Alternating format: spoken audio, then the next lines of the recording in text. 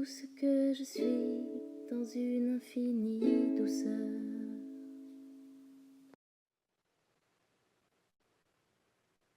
En fait, ça nous montre que c'est une question de perception, tout le temps. À partir d'où je me place pour voir ça, quelle que soit la situation, hein.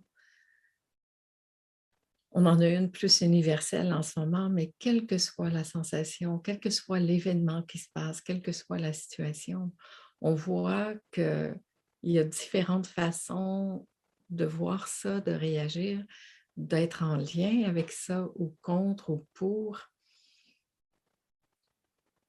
Et ça ne change rien en fait à la situation, ça change juste notre qualité de vie ici, maintenant. C'est tout.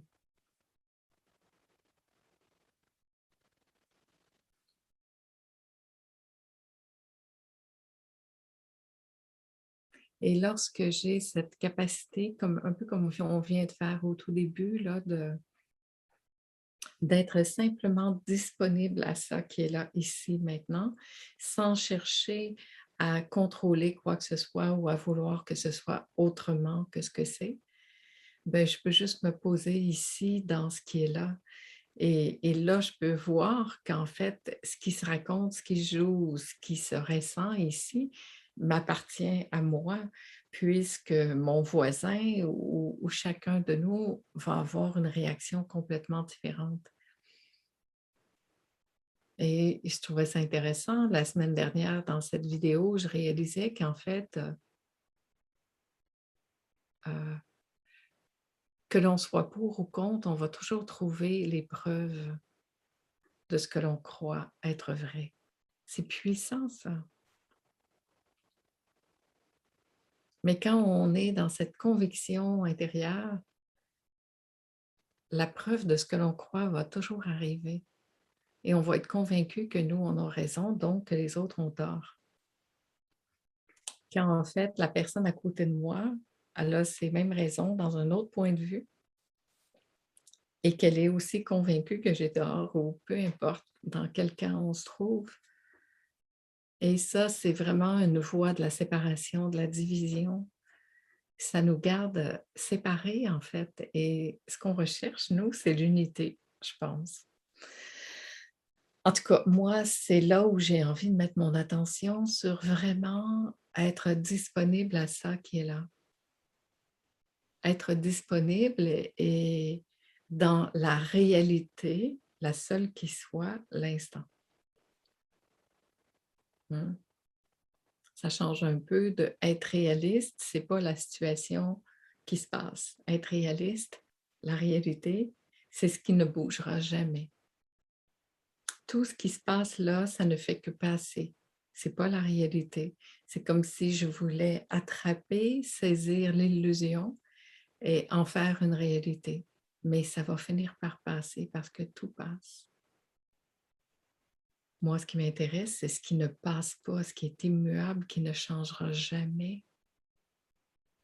Imaginez cette capacité de se déposer là et de constater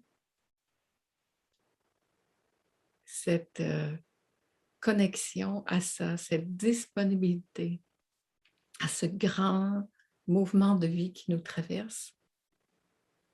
Imaginez si on portait tous notre attention là plutôt qu'au film, à la situation, aux situations, et qu'on voulait changer la situation, mais qu'à la place, on revenait ici, au cœur, au centre de soi, pour réaliser ça. La seule réalité qui soit, c'est l'instant. Tout ce qui n'est pas dans l'instant, c'est une projection que le personnage fait d'une histoire qu'il croit réelle. La semaine dernière, je suis tombée, ça fait très longtemps que je n'avais pas vu ça, sur un reportage qui parlait de magie. En fait, c'est un illusionniste et un mentaliste, je ne sais pas trop, qui étaient là ensemble et qui faisaient vivre des expériences à des gens. Et c'est super, super intéressant. Ça fait longtemps que je n'avais pas vu ça, mais je trouve que ça décrit bien qu'est-ce qu'on vit là maintenant. Alors, il donne une suggestion à des gens de quelque chose ou il les met dans un état d'hypnose, il leur donne des suggestions et la personne revient dans cette position où elle est persuadée que ça, c'est la vérité. Et puis, peut faire dire absolument n'importe quoi, hein. Il donne une impulsion à cette personne-là, tu vas te réveiller, tu vas être absolument convaincu que les chiffres sont inversés, tiens. Et c'était d'ailleurs un exemple qu'il a fait, comme quoi il disait au cerveau de cette personne en état d'hypnose, quand tu vas te réveiller, tu vas voir les chiffres de façon inversée. Donc, un 24, ça va être un 42. Et puis, un 15, ça va être un 51. Et tu vas être convaincu de ça, puis tu vas vouloir convaincre tout le monde que tu as raison de voir ça parce que toi, tu sais que c'est ça que tu vois. Et là, la situation se passe et c'est tellement... Puis là, je me dis, mais c'est ça en fait. C'est comme une programmation du cerveau où on est convaincu qu'on a raison et puis ce qu'on voit, c'est les chiffres inversés. Et dans cette réalité, les chiffres inversés sont la bonne réponse. Et là, on pourrait se dire, mais attends, parce que là, il y a beaucoup, il leur a fait faire beaucoup de choses, là. Et j'étais fascinée de voir à quel point on peut se convaincre d'une chose. Et c'est sûr que là, on va voir que cette réalité-là. Parce que cette réalité-là, elle correspond à cette croyance qui s'est installée là, croyance qu'on peut changer comme ça si on switch au niveau de notre cerveau, comme l'illusionniste qui va dire à cette personne, à partir de cet instant, ta nouvelle réalité, c'est ça. Et j'ai aimé ça, voir ça. J'ai aimé ça parce que je trouve que ça ressemble beaucoup à ce qu'on vit au quotidien, où on est convaincu de choses et chaque fois qu'il y a cette conviction qui, qui s'installe, on voit à partir de cette réalité-là, qui est peut-être pas nécessairement la réalité, mais qui est notre réalité du moment. Et de voir que notre réalité du moment, c'est une petite parcelle d'une grande réalité, mais que la seule réalité qui soit, c'est que cet instant, libre de tout ça, libre de toute croyance, de toute situation, de toute... Et moi, je me dis, mais on est vaste. On est, on est dans cette totalité tout le temps et on se vit comme un personnage qui est pris dans une histoire et qui veut changer le film qui est en train de se passer. Et c'est OK, ça aussi, hein? Mais juste qu'on puisse voir à quel point ça demande de l'énergie, ça. C'est tellement énergivore, c'est tellement contrariant à la limite parce qu'on veut changer une illusion, on veut changer le film. C'est comme si on regardait un film et on voulait modifier les choses dans le film. Hmm. C'est simplement une réflexion, hein? C'est pas, j'ai pas la vérité, moi je sais pas. En fait, j'adore ce je ne sais pas. Je sais pas. Je sais pas. Je sais plus rien en fait. Et j'aime ça, ne pas savoir. Mais il y a une chose que je sais, c'est que je peux revenir ici, dans cet instant, dans cette seule réalité qui soit, me poser là. Et tout ça, ça fait que ça donne encore plus envie de rester là, d'écouter ça, de se poser dans ça, de goûter cette,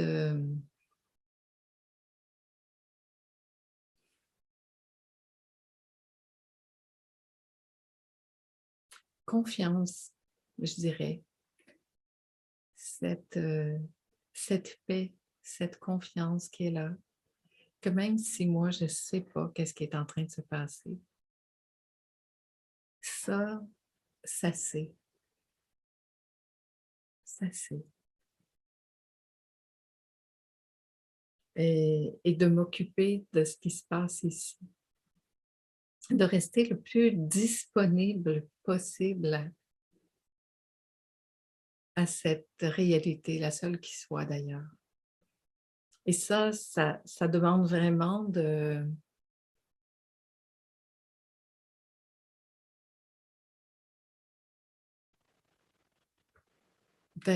revenir au cœur du cœur, à la maison. Ça demande en fait rien de particulier d'autre que d'être là. Il n'y a pas de condition à ça, c'est extraordinaire, hein? Tellement de choses dans lesquelles il y a des conditions à tout, mais là, il n'y en a pas. Mais est-ce qu'on se donne la permission? Est-ce qu'on prend le temps de voir que ça, c'est toujours là? Mais moi, je trouve que ça m'a ramené à plein de petites choses dans mon quotidien où ça s'occupe de faire des choses qui font énormément de joie, de plaisir, ben, tant mieux si ça peut faire ça.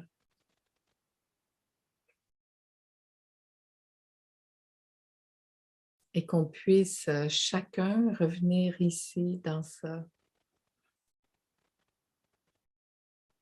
La réalité, elle n'est pas là, elle est chacun en soi. Alors, et si on s'occupait de cette réalité, la seule qui soit ici, et qu'on venait se poser là,